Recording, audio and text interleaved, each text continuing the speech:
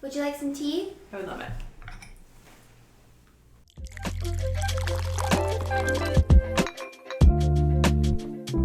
So here we are in our 7th episode, the last one for this season. Can you believe it? We're here. No, I cannot. So exciting. I know, me too. I'm like beaming with joy that we have gotten through this, and also at what an enjoyable experience it has been. Yes, I'm very proud of us both for doing this and starting a new adventure that has also been so successful. Absolutely. Yeah. So for anyone that's listening right now, you are listening to After the Last Client, our podcast where we as therapists sit and talk unfiltered about, our days, what we hold, what we think about after being with clients, just conversationally about the life of being a therapist. Absolutely. Yeah, and before we kind of dive into kind of the meat and potatoes of today's podcast, we will share our disclaimer of this podcast is definitely for us to share, connect, reflect, and kind of for informational purposes as well. But we do want to emphasize that this is not a substitute or replacement for therapy. Absolutely. Yeah. And if you're interested, we film these podcasts. So not only can you listen to us on your favorite streaming device, but you can also watch us on Spotify or YouTube. Yes, you can see our beautiful faces. That's right. Well, maybe this is a good time to introduce ourselves and Calming Tree. So let's maybe just start. Calming Tree Counseling and Psychotherapy. We're a group practice here in Kitchener, Ontario, southwestern Ontario for people that want to know the geography. Yeah. We both work here, and I, Melissa Reid, am a registered social worker. I see adults and mostly have been working in the area of grief, bereavement, trauma, attachment injury, and work from several different modalities. I enjoy narrative therapy, but I also work with EMDR and IFS, internal family systems, therapy models to support clients with where they want to go with their journey. Yeah, and you do supervision. I always forget this part, and you always remind me. So yes, I supervise students here at Calming Tree Counseling, as well as supervise therapists. So we talk about supervision quite a lot. I am one of those people who supervises therapists that are working out in the world. Yeah, and you're darn good at it. Well, thanks. So my name is Hilary. I'm a registered psychotherapist here at Calming Tree. I've been in practice for a little over 4 years now. I definitely describe myself as a more eclectic therapist, just kind of meaning I like to practice from a lot of different modalities depending on what each client is kind of presenting with. A couple approaches that I love to practice from are acceptance and commitment therapy, as well as compassion-focused therapy. And I mainly work with adults, so ages 18 and up to infinity, as you like to say.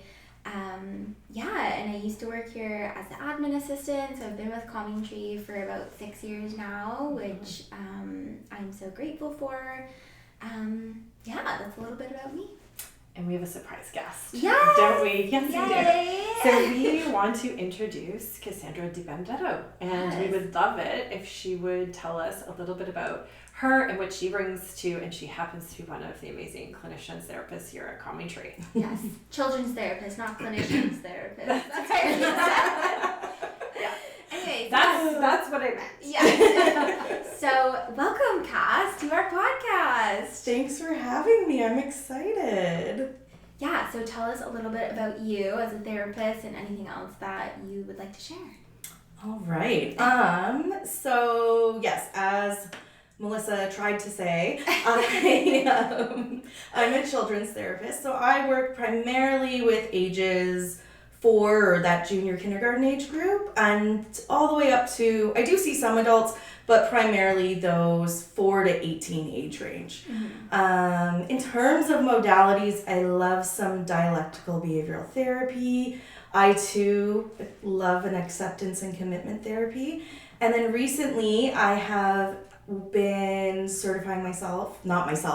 certified in ERP, which is primarily focused on the treatment of OCD. So that's kind of me. I've been doing this for 13, going on 14 years, and I've been here at Comingtree for just over 5 years. Mm-hmm. Yeah. And I maybe want to address that we have always filmed this podcast, but now with the third person, we may be looking in odd directions. Because instead of being Hilary and I on the couch, we now are in a room where we're in a triangle-shaped pattern. So for anybody watching, if we're looking off to our sides instead of towards the camera, that's because we're looking at Casandra while she talks. Yes. Do you maybe want to share why we invited Cass to be on today's episode? Absolutely. Well, for multiple reasons. One, we love spending time with Casandra, and we thought she would be a great addition to and lend her voice to this next topic, which maybe it's a good time to talk about. We are going to be talking about growing without burnout. Yeah. And the other reason would be that this is our last episode of the season, and so we wanted to do something fun and a little different to take our season out with a bang. Yeah. And having a guest on seemed like a great idea. Absolutely. And I think we're going to talk about this more, but just reflecting on how this has felt to be on a podcast and the topics we've covered, and just to show our appreciation for all the people that have listened. Yeah. And we appreciate everyone that has tuned in, whether you've been listening, watching, following along with the journey. We appreciate all the support and definitely couldn't do it without you. Absolutely. Yeah.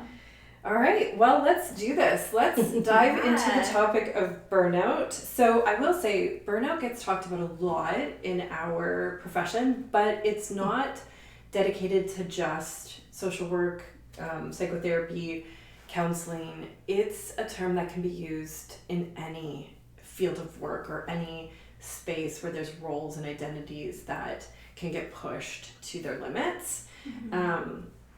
But today, of course, we're going to be talking about burnout from our perspective. So how do we reflect on what sustainable growth, like what sustainability in this profession looks like? What are we going to learn to let go of? Because I think sustainable growth means we have to let go of something. And what is our definition of enough when we talk about that? And maybe how has it changed? Because all of us have been doing this for a while.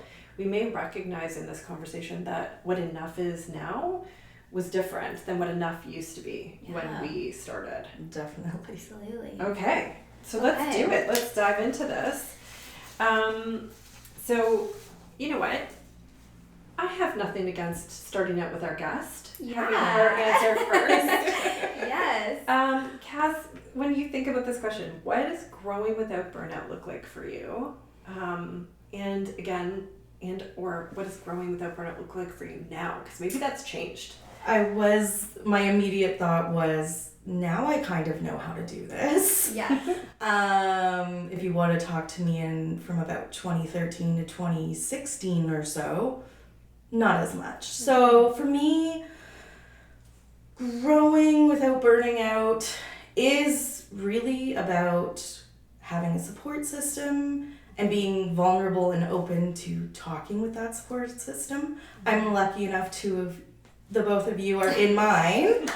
And then in addition to that, having boundaries and having realistic expectations of yourself. I think we're going to dive into that a little more, but for me early on, maybe what I thought the realities of being a therapist are were quite different than the advice I would give to someone starting out now. Right.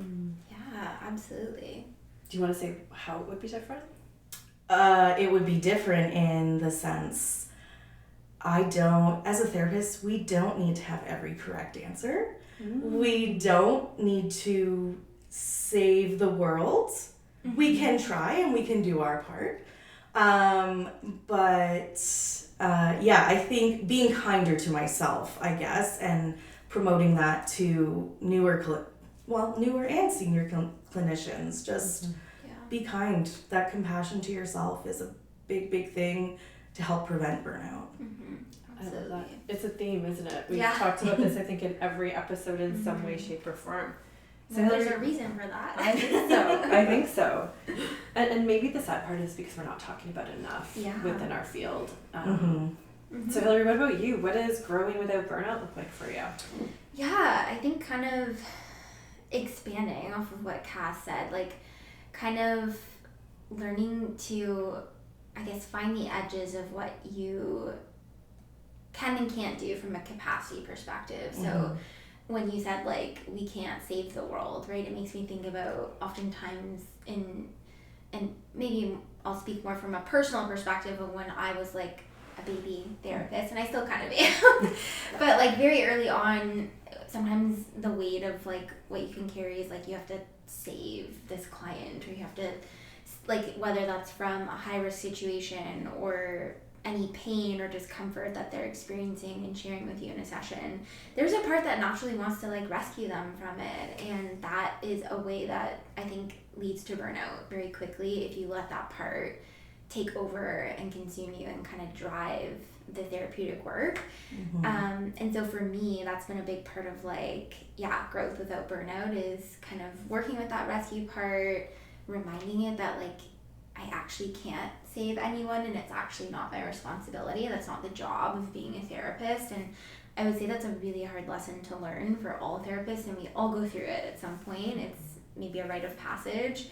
But yeah, that was a big part of it for me. And then kind of, you know, I agree with Cass in terms of boundaries. Like, this is a job that you need to have boundaries if you're not going to burn out. And maybe also acknowledging the reality that you are going to burn out at some point. We all have. I think, unfortunately, that is also natural with the job, not to scare anyone who like might be wanting to become a therapist. But again, we talk so much about the nature of this work and what it looks like and how heavy it can be, and also what a privilege it can be. But it takes a toll on the nervous system, it takes a toll on your body, and our brains as well, and we will need breaks at times, and that's only natural. So yeah, accepting that piece as well, I think, is also a big part of the growth, like accepting the discomfort of that. Yeah. Well, and maybe it's a good place to define some things, because I love what both of you are saying, but I also think about the difference between compassion fatigue and burnout. Yeah. And so when we talk about this, about burnout, we really talk about, and this is sometimes like a hard thing I have to say to a client or a clinician or someone I'm working with, which is burnout is our response to a system that we're working in, which is the system isn't working well for us. So this could mean a job, it could mean a society or city or culture or social service systems, like whatever it might be, but it is an external force working that we are working in, versus compassion fatigue, which is where we have exerted so much compassion over a time period or without much input for our resources and our capabilities, that we then find that being compassionate is limited or is inaccessible. So I want to say, in saying all of that, I think that it is a byproduct of our job to experience compassion fatigue, right? I think that there is some understanding that we are exuding compassion on such a regular basis, and that at times we don't have the capacity to fulfill our own needs, that we can then be going into relationships and therapeutic work where we are not able to access as much compassion, and we can still do the work, it's just different, versus burnout, where it might be that we have to evaluate the system we're working in, the jobs or roles or responsibilities that we're in. And then I want to say about that, I absolutely have burnt out, and that is so hard. It has, in the spaces that has happened and occurred, felt like a failure and feels hard to talk about, and comes with, I mean, all of us have put so much time, energy, effort into being in this career. And for me, so people in this room know, but maybe our listeners don't know, about 2 years ago, I stepped back from clinical practice. I did that for 2 years. And really what it wasn't, you know, when I was evaluating it wasn't being a therapist that was the place that I was burning out from. It was, and I said this to, you know, my kind of inner circle, it was being a woman in a patriarchy. And I don't need us to necessarily unpack this into some big way, but I had so many roles that needed me, so many roles that I had to exert so much energy. And I was trying to exert as much energy as possible in all of those roles. And I was running out of steam. My clients were noticing it. My colleagues were noticing it. My family was noticing it. So I had to pull back somewhere in order to sustain who I wanted to be in the world. Mm-hmm. And for me, the place that I had to do that, which was really hard, which was clinical practice. Again, for me, I'm the owner here at Comingtree. There's a lot of things about being an owner that I have to do. And so I did that. So what's my lesson from all of that? Something that I find very difficult, which is I need to ask for more help. Same. Yeah. No. What do you mean? Yeah. And I think the piece is I need to ask for more. I need to let more people in so that I can feel safe and comfortable asking for help. I think at that point in time, I was really only asking help from my partner. And that only covers a couple of roles. Yeah. It doesn't cover all the roles that I was trying to show up in. And so it just so happens that you are two people that I've asked for help. And you're part of a leadership team here now at Comingtree. That was a really important move. But asking for help, like Cass was saying, being willing to be vulnerable, asking for help feels very vulnerable. It does. It's much easier to be the therapist. Yeah. Rather than the person asking for help. And that's right. Yeah. And it can feel like there's a duality. Like, am I still a therapist if I'm asking for help? Right? Yeah. And so that was the challenge to recognize, oh yeah, actually, I am a good therapist if I ask for help. And the understanding of like, oh, not only ask for help, but let people in so I can, right? We can't, it's really hard to ask for help for people that don't see themselves as a part of our circle or like as connected to us, or it might be that they won't show up in the way that we need because they don't know us enough or they don't have enough access to help. So I think for me, that sustainable growth without burnout means articulating when I need help, asking for it from the people that I'm willing to let in, and then letting people in that show up and show me that they can be safe, caring, compassionate people. Not perfect, but, consistently accessible and available. And also let me in. I think that's the other part, right? Let me in too. Yeah. Well, I think I speak for both of us that we're proud of you for asking for help. Yeah. Because I think we both intimately know how hard that is.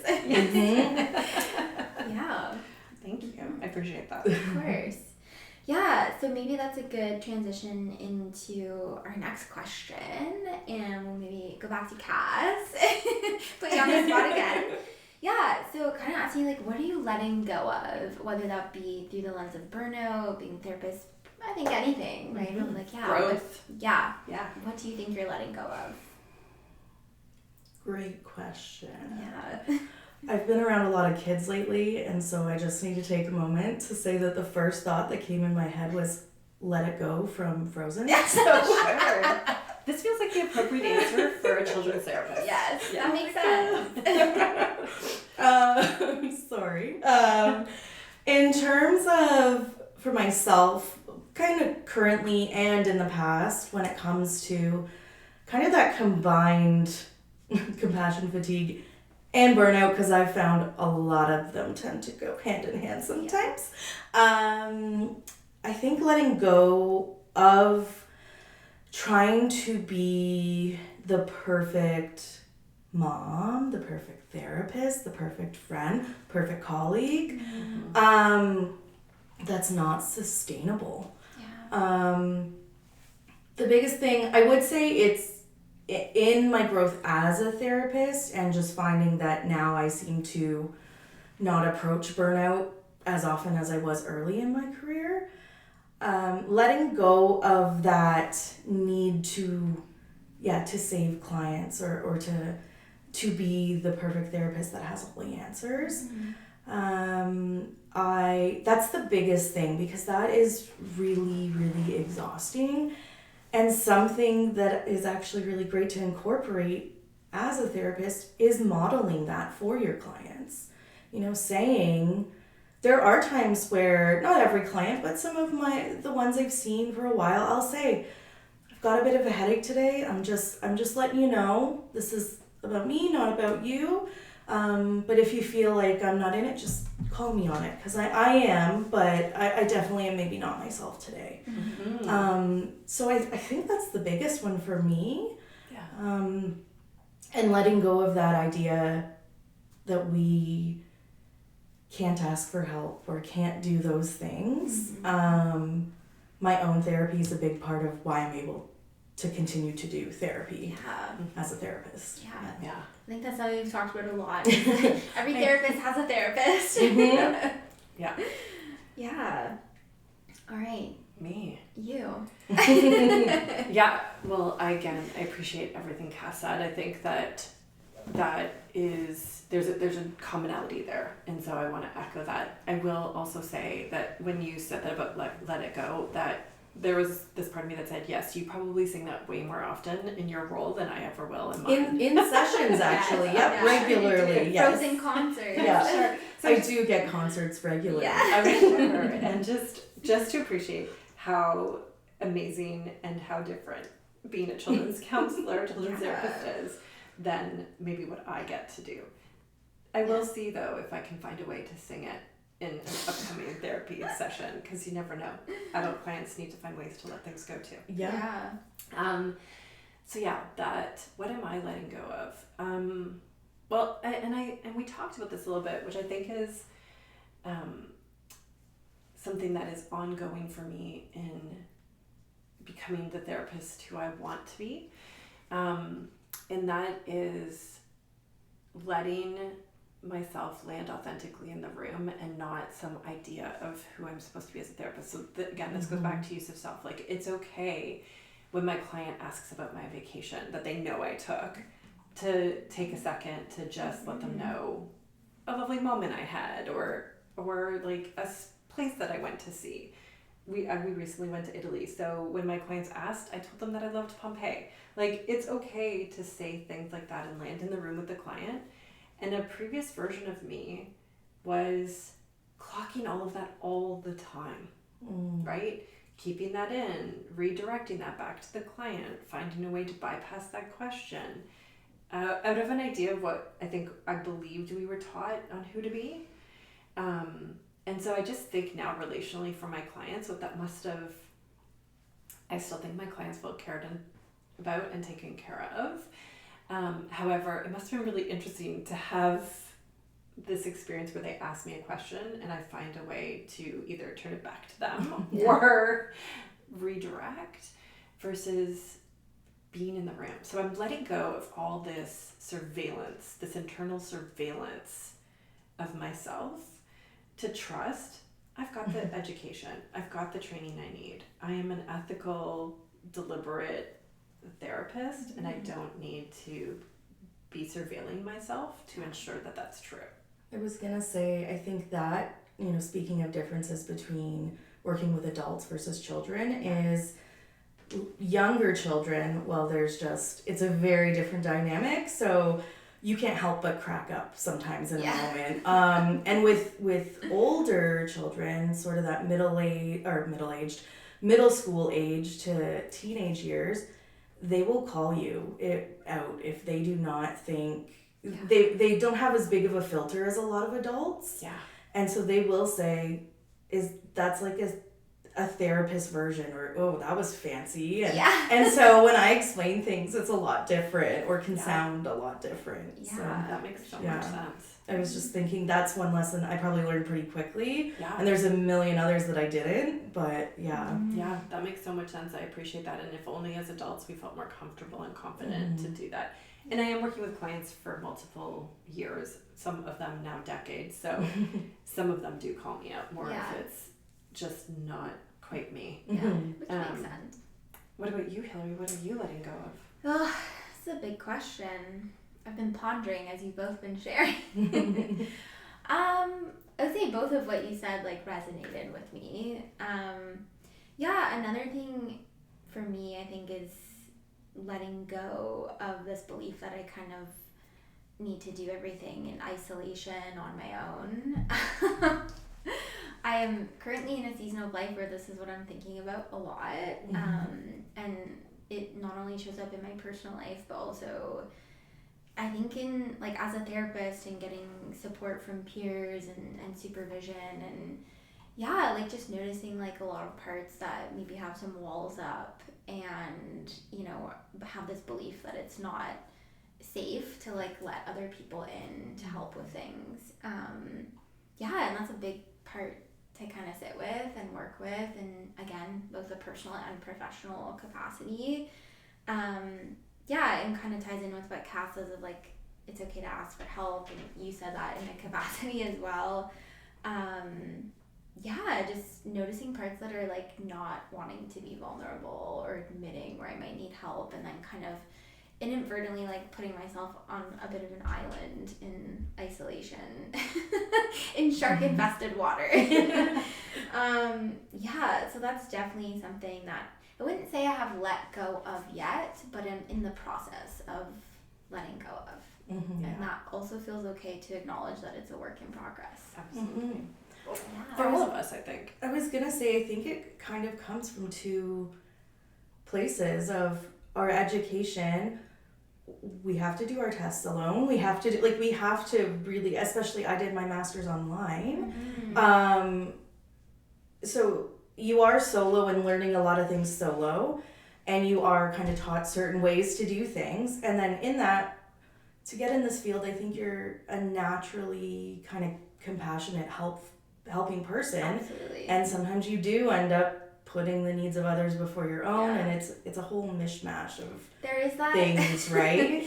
Yeah, it makes me think of like there's memes and whatever on Instagram about like this, you know, the caretaker to therapist pipeline, which is like children, right, who, you know, maybe felt responsible for like carrying a lot of emotions in the house, right? And this isn't true for every therapist, but yeah, there is a bit of like that trend that we see, or a commonality. And yeah, I also agree with what you said about like a lot of our education happens in isolation, you know, the job itself is in isolation. It's you and the client in the room, with the exception of like couples or relationship or family therapy. But otherwise it's you and the client, and then confidentiality. It's not going anywhere other than maybe supervision, right? Or like peer supervision, but it's a lot to carry. So there is inherently parts of it that are isolating for sure. Yeah. Yeah. It's a skill to ask to learn for help. Exactly. And to be to know that being uncomfortable in it is normal. I think if we wait until we're comfortable to ask for help, we won't do it. You'll never do it. Right? So it's so true of so many things. Absolutely. We have to do it uncomfortable. Yeah. Well, maybe this lends well to the next question. And I'm going to start with Hilary and get Thank you. Give her a break. Pass off the hot seat. So when you think about being enough as a therapist, or feeling enough, and this can even be in general, what does enough mean to you now? Oh, this is a doozy. Who came up with this question? Hilary's first. Yeah, that is, a big one. It's funny, I have a tattoo on my wrist here that says I am worthy, and makes me think of this idea of like, what does enough mean to you? I think I'm learning it means to just being me and showing up authentically, and like giving whatever I have to offer in that moment, in that space and time. Learning to be kind to myself, and, you know, not being critical and judging myself every time I maybe make a mistake, because I am going to make mistakes, and I have made mistakes, and that's part of being human. But yeah, maybe being enough is just being who I am as I am, is maybe a way I'm thinking about it. I think it's also like the word enough feels very daunting to me, and I do think that comes from a place of like self-worth, and again like learning to be self-compassionate, which going back to like being a work in progress, those are still things I think I'm working on as much as a lot of people are working on. And I hear that in clients and peers, like it's not an uncommon struggle, so I know I'm not alone in that. So in summation, maybe just meeting myself where I'm at. Oh, I like that. That was good. Yeah, good little wrap up. So what about you, Cass? What would you say to what does enough mean to you now? So now, I mean, I think maybe I'm going to sound a little bit like a broken record, but it is like, if I show up in the room and can just listen to someone and validate some feelings and show some compassion, that is enough. Obviously, I would like to provide more than that, but there are some days where that's all that's needed in the room. And so it's interesting because now I most days feel pretty enough or more as a therapist, and I find my kind of struggle with being enough has flipped more so in my personal life. I find there's a flip-flop always. I would really love if those would just line up really nicely. If they could align, that would be yeah, great. like just overall be good enough. And I find that I sometimes have to check my expectations and think about like what I would say to a parent of a child I'm working with. And sometimes, a hug and some food on the table and a place to sleep is enough for that day. That's what you have that day, and that's enough. Yeah. And other times it is gonna be we're going swimming and we're doing all these fun things. And that translates in the room too, right? Like I just said, sometimes listening is enough. Sometimes you have all these amazing things, but overall, just being nice to yourself in whatever kind of part of your life. So it really echoes a lot of what you said and we've all said throughout today. Yeah, I love that. That was really well put. Your turn, Melissa. So I would say I want to just maybe emphasize that I think that this can be said 1,000 times more. So we're not, just to say that it's not a broken record to keep saying that self-kindness, self-compassion, protecting our peace, setting a good boundary, like all of those things are ways that we know will support what energy and care we can show and be with others. So for me, what does enough mean to me now? So I think part of this is knowing my worth. And I know that we're blending words maybe a little bit, but I work in internal family systems work where one of the key kind of components to the ideology is this concept of self, this concept of who we are, being born into that space of enough. Mm-hmm. And that over time that gets eroded through the different experiences we have or the relationships we have, where our instincts and survival instincts come in and create parts that try to support us. But at the core of all of that is self, which is inherently good and is unique and lovable and compassionate and kind and all those things. So for me, one of the things has been to learn to develop a relationship again with myself, of love and care and going back to some probably really key moments in my life where I was maybe self-abandoning. So I'm really exploring this idea of self-abandonment a lot this year, and recognizing how that works against feeling like enough. And then in that, I think the reality is, and some of the hard realities are, then some relationships in our life that don't make us feel like we're enough aren't sustainable, right? And so looking at those relationships and whether they need some more boundaries in them, because maybe they're relationships that we don't feel like we can not have in our life, but they need to be sustained differently, or relationships where maybe the common theme is that I'm not feeling like I'm enough for that person. And then it's time for those to end, as hard as that is. So like, not just the internal work, but the external work too. That there's so many things that push on our abilities to see ourselves as enough, and being willing to choose myself instead of maybe what I've done in the past, which is abandon myself to make others feel more comfortable or happier or more taken care of than myself. So yeah, that for me is what I'm moving towards in feeling like enough, which I think helps me to show up in all the other spaces better.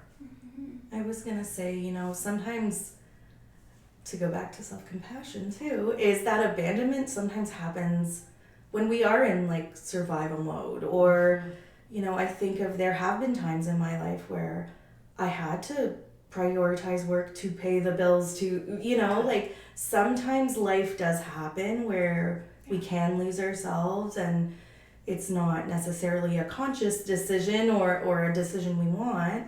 And I think that's what's nice as you get older or more experienced in certain aspects of life, whether that's career or family or friendships, is you are able to find that balance a bit more, or areas of freedom that you didn't feel at certain times of your life too. So I was just thinking, you know, oh yeah, the abandonment happens for sure.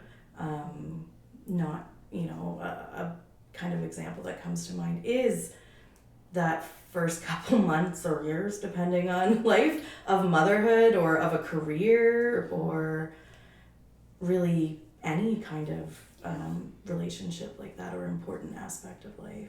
Yeah. Yeah. No, I appreciate that. And going back to that area of burnout, like sometimes we feel stuck in a system that isn't supporting us because we have this financial component, like the bills will keep billing. So, right? So we don't feel like we have the ability to get out of it. And then the piece would be, because someone might be listening to this going, well then, yeah, so then what am I supposed to do? Yeah. Right? And it's like, but are we telling people that this is our reality? Are we reaching out to find joy and companionship and care when this might be our reality? And then I always say to people, and are we adding for now?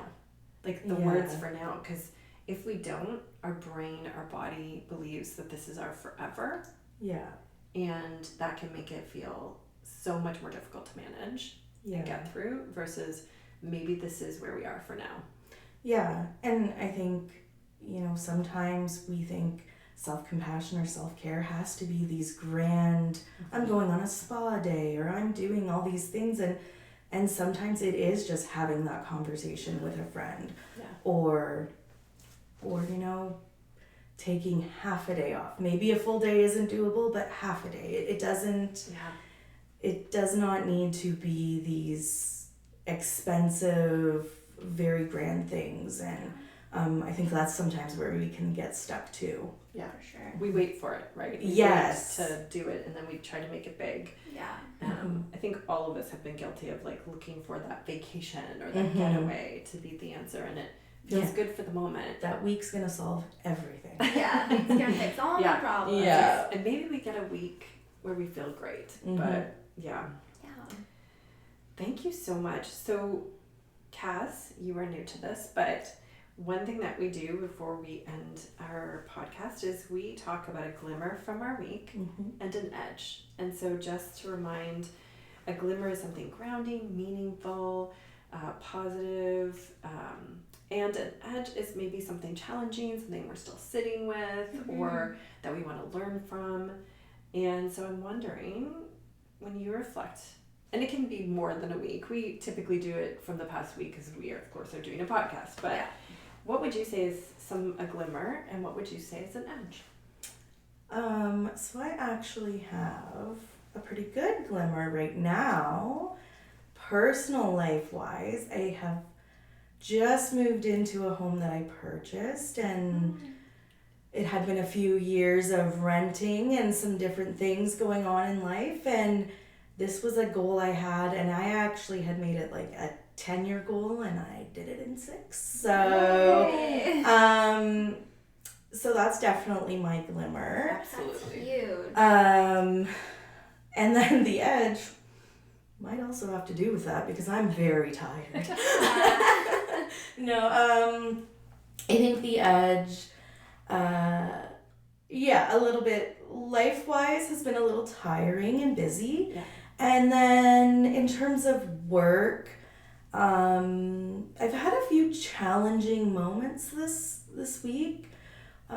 Actually not with my clients, but with a few parents, and nothing too hard or difficult, and they're great people. It's more I'm second guessing myself a little bit and have been in my head a little bit. I think also because I'm tired a little bit more in my head. So, but overall things have been pretty good. So.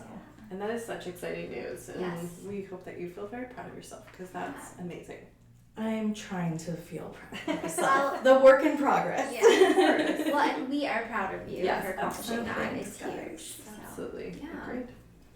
Hilary, Mm-hmm. what would you say is one glimmer and one edge? Oh, let's see here. A glimmer. Oh, so we're obviously filming in Canada, so we celebrate Canada Day here, Mhm. which was last weekend or 2 weeks ago. I don't Yeah. know. It fell on a Wednesday this year. Yeah. It was weird. Anyway, I'm just reflecting on I had a wonderful weekend. I think I mentioned this in an earlier podcast as well. My fiance has a family cottage and we spend lots of time up there in the summer, and we had a great weekend on Canada Day. The whole family was there. And I'm getting married in January, so we took the time with all the family being together to ask his brothers and one of his cousins to be the groomsmen. And we have 3 nieces on that side. They're all very cute, but we're asking them to be our flower girls as well as my niece. From my family, so we got to give them a little gift as well. So yeah, it was just really nice to see the joy that brought everyone and kind of how that brought everyone together. And I think that has been one really exciting part of having a wedding is being able to incorporate other people into it. A lot of wedding planning is just in isolation. You're trying to figure out, okay, what am I doing for all these things? So yeah, that was a really lovely moment and also just a really enjoyable weekend. I love being up there. They have a little private beach, so it's so grounding to be on the beach near the water. I always find that so soothing and was much needed. So I'm really grateful for that and that space that their family allows me to be a part of. Shout out to the Sheriff family. Actually, I should say Sheriff Keenes. There's 2 sides. Yeah. And then an edge kind of jumps off the wedding stuff. I'm struggling. I'm on the struggle bus with wedding planning. It is a lot. I came out of the gate really hot and got a lot of big stuff done. And I've just kind of felt like I've been at a standstill lately, and I've been talking to a lot of different people about it. And it's evidently something that's really on my mind. So yeah, just trying to give myself grace with that, but also try and figure out how can I make this more manageable and trying to just do one thing at a time. But yeah, I have a lot of parts that are feeling quite overwhelmed by it, and also feeling like I'm not doing enough. Ironically, the word enough. I was just thinking, and maybe ask for help. Yeah, which I think is a conclusion I'm coming to is I need to ask for help. So yeah, that's just something that's definitely weighing on my system, and I'm doing a lot of thinking about. And to be kind to myself, I've had a lot of things going on which have not necessarily afforded me the time to be able to be doing wedding planning. So yeah, that's my edge. Mm-hmm. Yeah, thank you. Yeah. Mm-hmm. I might take this in a whole new direction. Sure. Great. I think I'm going to talk about glimmers and edges in podcasting. Yes. Because we have been doing this. This is, we said, our 7th episode. Mm-hmm. We came in this as complete novices, baby podcasters, I think was the reference we made in our very first one. Yeah. And so I want to just pay attention to, I believe, one of the glimmers is how much more comfortable we have gotten doing this, setting this up. So what people don't know in the background for our listeners or the people watching is this setup takes quite a bit of time. Yeah. Casandra is our very first guest, Yes. hopefully not our last. Yeah. But this then took a little bit extra time to figure this out. You may notice the sound is different because, of course, we have to record this differently when we have 3 people over 2. And we've done it. Yeah. And Yay! and I just feel like our comfort level in doing this and talking and the conversational aspect and navigating where the conversation goes and picking up those pieces and running with them has really come far. Yeah. So that for me is a glimmer. Absolutely. An edge, I think, is probably a little bit of the same thing. Like figuring this out, figuring out how to have guests. We're still navigating that and what that might look like. So in the next season, we may have a different setup. We're not sure. Has been a bit of a push, like learning the technology, knowing like how to do this. We have an awesome editor, producer, Vivian. Shout out to Vivian. We love you. Yes, thank you so much. She looks after all the editing and helps post to all our social media platforms. But this first season has been a great experience, and we've loved it so much, we can say that we are going to come back for a second season. Yes. Yay! You can't get rid of us. That's right. But for now, we're going to take a little break. It is the summer in Southern Ontario, and so we are going to, and being a therapist sometimes means that things slow down in the summer. Our clients take vacations too.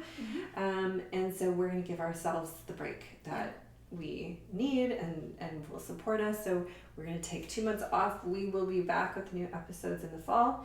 Watch our social media. If you haven't already, subscribe to wherever you listen to our podcast so that you can know when new episodes land, because right now I can't give you an exact date, but I guarantee that when we know it, we will start broadcasting that on our social media.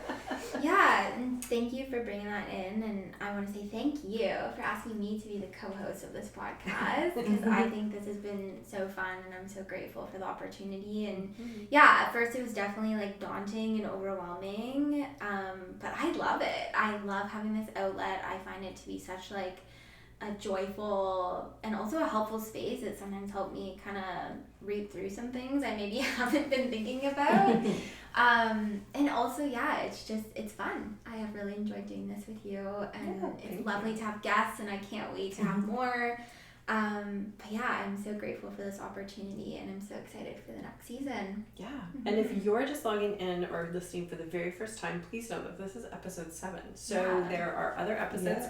Please feel free to go back and listen. There are 6 other episodes for you to enjoy our voices. That's right. I was going to say, just to touch on your glimmer, is I have listened to, I think, all 6 previous episodes, if not maybe 5.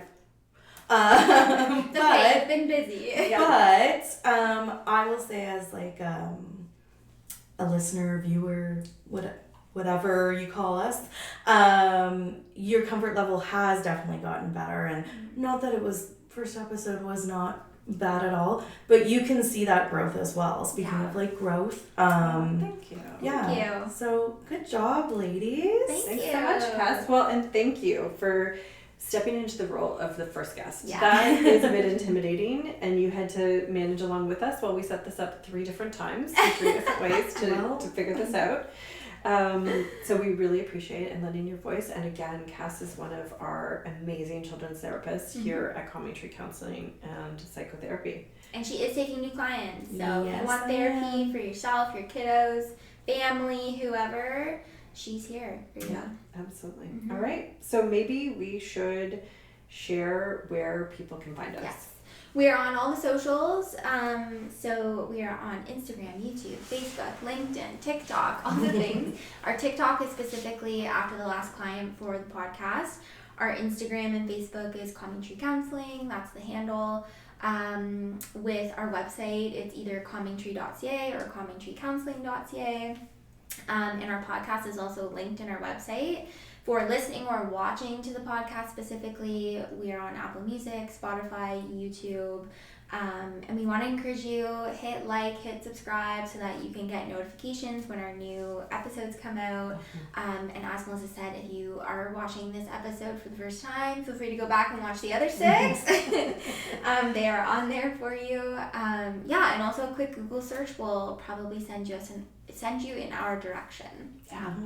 Perfect. Thank you, Hilary. You always say those so much better because I forget half of what social media, what we have out there.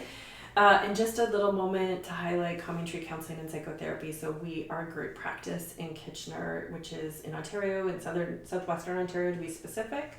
And we have about 13 therapists working here with children like Cass, young as 4, all the way, I like to say, up until infinity. People come with different modalities and different specializations, work with different presenting concerns and issues. So often we can support most people who walk through our door or get a hold of us. And of course, Hannah, our admin assistant, is here a real life person is here to help navigate finding you the right fit and the right therapist for what you're coming for. So please feel free to contact us, calmingtree.ca. And again, if you're on one of our social media or the platforms that you're listening to, links to our sites are all available there too. Yeah. So wow, the last sign off for the season until we come back. So for now, take good care. Yeah. Thanks, everyone.